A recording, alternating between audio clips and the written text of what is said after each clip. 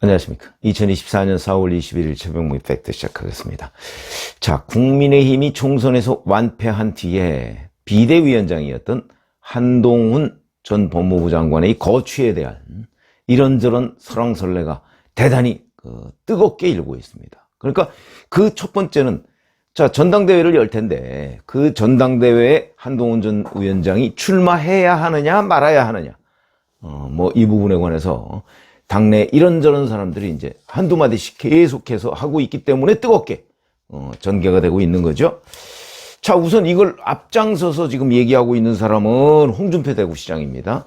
총선 참패가 확인된 바로 4월 11일 예정에 없이 기자실에 찾아와서 깜도 안 되는 애를 어쩌고 이렇게 얘기를 해서 이거는 그냥 평가가 아니고 거의 욕설, 공격에 가까운 이런 일을 했고요. 어제도 온라인 소통 플랫폼인 청년의 꿈 여기에서 한동훈에게 한 번만 더 기회를 주면 지방선거 차기 대선에서 국민의힘이 압승하리라 굳게 믿고 있다. 누가 이런 아마 댓글을 다른 모양인데 이 글에다가 한동훈 잘못으로 역대급 참패를 했고 한동훈은 총선을 대권놀이 전초전으로 한 사람이다.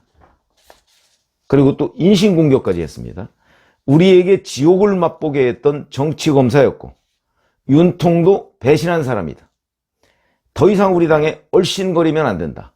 오늘 이 답변으로 한동훈에 대한 내 생각을 모두 정리한다. 이렇게 얘기를 했습니다. 그럼 앞으로 이제 한동훈 전 위원장에 대한 생각을 얘기하지 않을까요? 또 한다고 봐야죠. 홍준표 대구시장이 SNS 안 한다 이런 거 여러 차례 얘기했는데 그 중독을 피하지 못했죠. 그런 점에서 본다면 그렇게 책임 있게 답변한 것으로 보이지는 않는다. 근데 좀 의아하다. 왜 이렇게 윤통 역성을 들면서 한동훈이라는 사람을 비난할까? 저는 이제 그게 대권 경쟁자로 의식하고 본인은 윤석열 대통령의 지원을 좀 받아보겠다. 이런 정치적 전략이다. 이렇게 평가를 했고요. 본인은 부인하지만.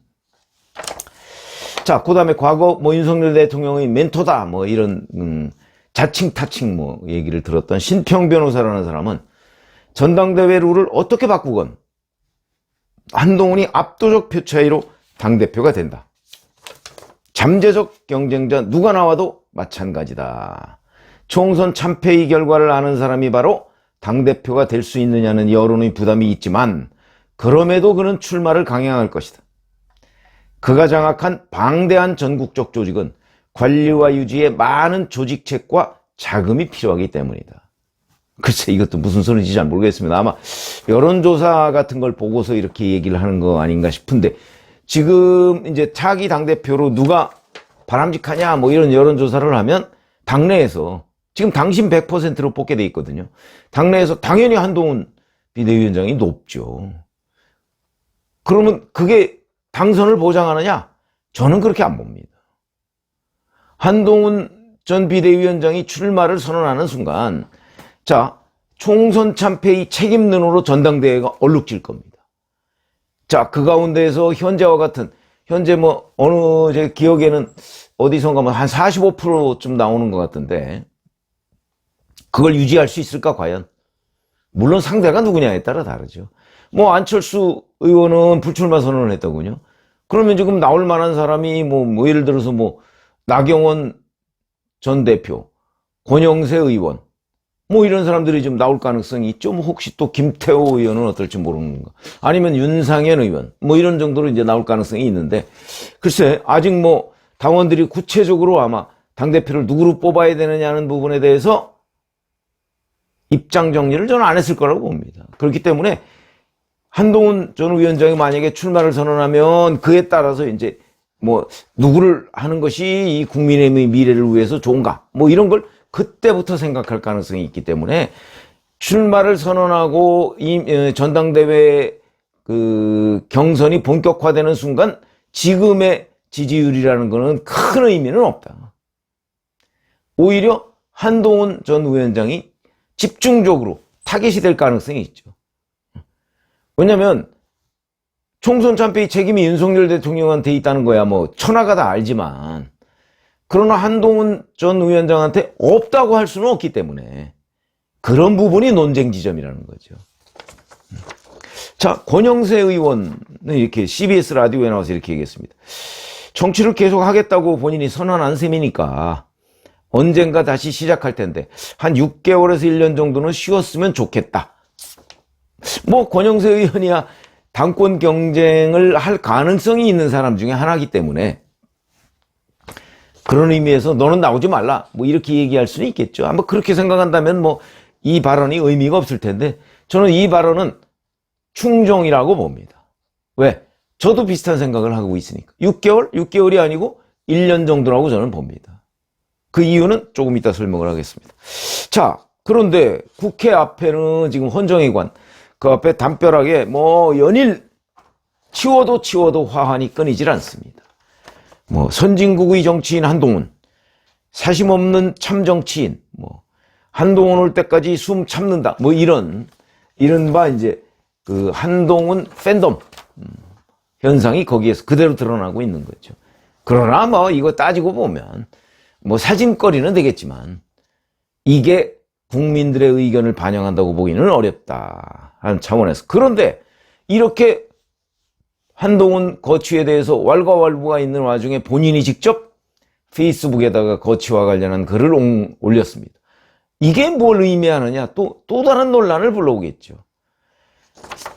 잘못을 잡으려는 노력은 배신이 아니라 용기다. 정치인이 배신하지 않아야 할 대상은 여러분, 국민뿐이다. 이렇게 얘기를 했고요. 정교하고 박력 있는 리더십이 국민의 이해와 지지를 만날 때 난관을 헤쳐나갈 수 있다는 신념을 가지고 있다.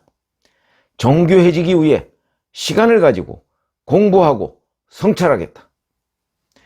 열흘이 지났습니다. 실망하시고 기운이 빠지실 수 있고 길이 잘 안 보여 답답하실 수도 있습니다만 그래도 같이 힘내시죠.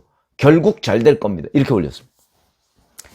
자, 이 글을 보고 전당대회가 대략 한 6월 말쯤으로 이제 예상이 되는데 출마를 그럼 앞으로 한 2달쯤 남았죠.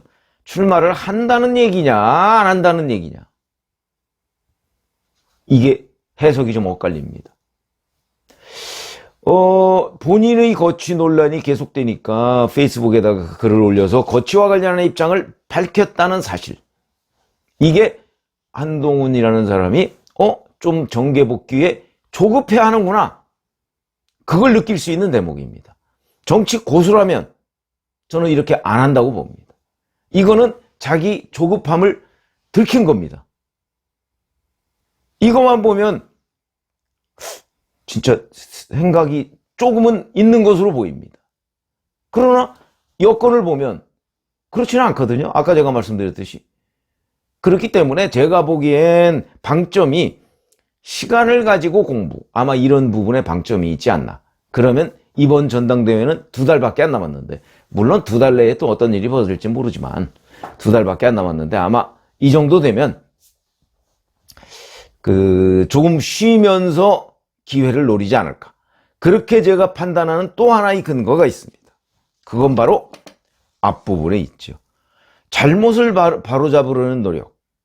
이게 뭘 얘기하는 걸까요? 그러니까 지금 홍준표 대구시장이 배신했다 이렇게 얘기를 하는데 윤통을 배신했다 그랬죠. 근데 그 부분에 관한 답변으로 보입니다.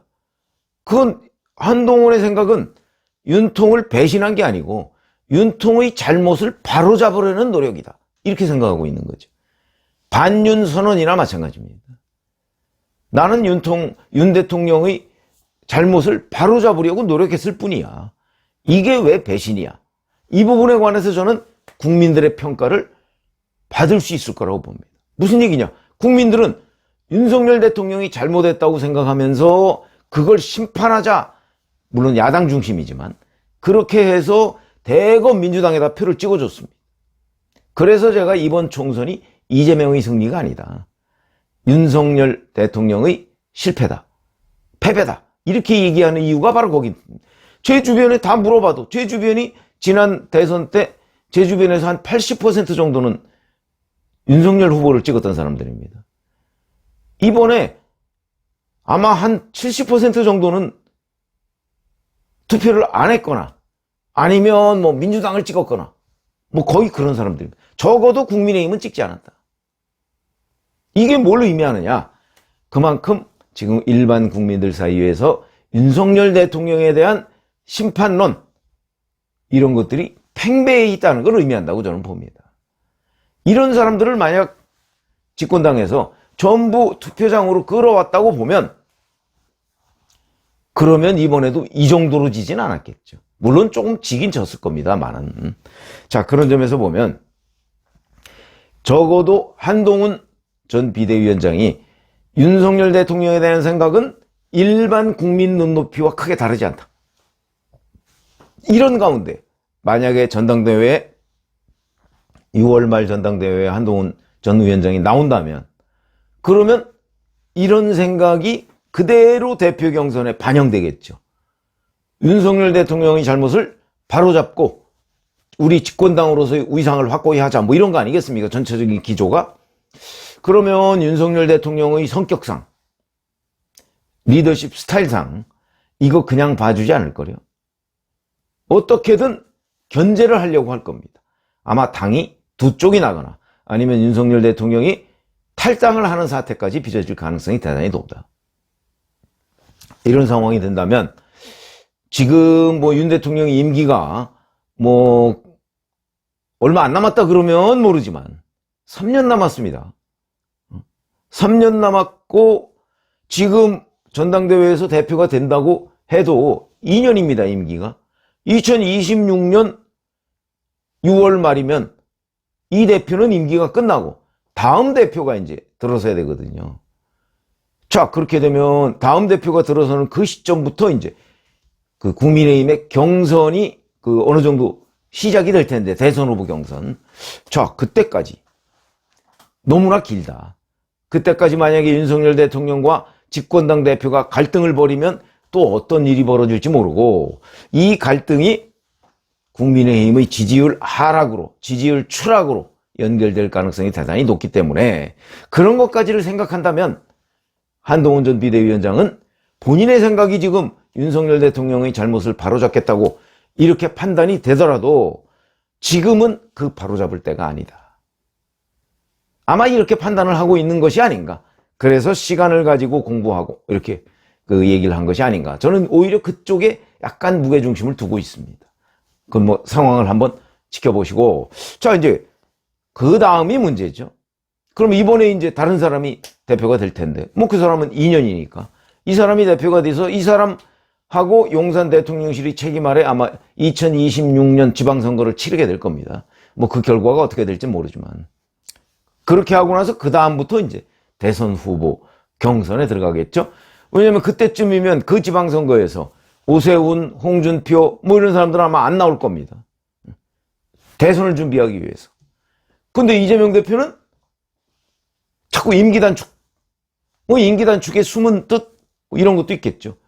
본인에 대한 그 사법 리스크 이 부분을 어떻게 임기가 단축되면 단축될수록 본인은 대선 출마 가능성이 높아진다고 보겠죠. 왜냐하면 확정 판결이 안 나오는 걸로 해서 아마 그런 걸 노리지 않을까. 그 싸움도 또 대단히 치열하게 전개될 가능성이, 그게 이제 결국 재판 지연이죠. 늘 말씀드리지만 이재명 대표가 본인의 주장대로 정말 검찰이 자기를 얽매기 위해서 소설을 썼다라고 한다면 재판을 지연시킬 이유가 없죠. 빨리 끝내겠죠. 빨리 해서 무죄를 받아버리면 뭐 대선은 치르나 마나니까.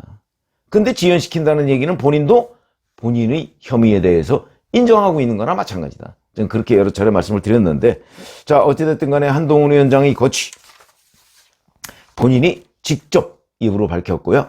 뭐 이걸 가지고 논란은 있지만 저는 이번 전당대회는 한텀 쉬고 다음 기회를 보겠다. 다음의 기회가 충분히 저는 있을 수 있다고 봅니다. 어떤 기회? 뭐 내년이나 이때쯤 되면 뭐 수도권 어느 지역에 보궐선거 자리가 나올 수도 있거든요. 뭐 이런 걸 통해서 자연스럽게. 근데 그 전에 한동훈 전 위원장이 해야 할 일이 있죠? 공부입니다, 공부. 다른 공부가 아니고 정치 공부.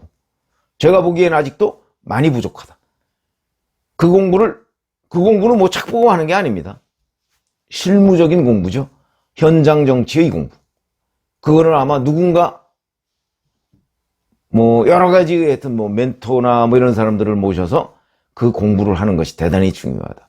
정무적 판단 능력을 키우는 것이 중요하다. 그래야 복귀했을 때 달라진 한동훈을 볼 수 있지. 지금처럼 이 법조 마인드를 크게 벗어나지 못한 한동훈으로서는 아마 이 난국을 헤쳐나가기가 쉽지 않을 거다. 이렇게 말씀을 드리겠습니다. 고맙습니다.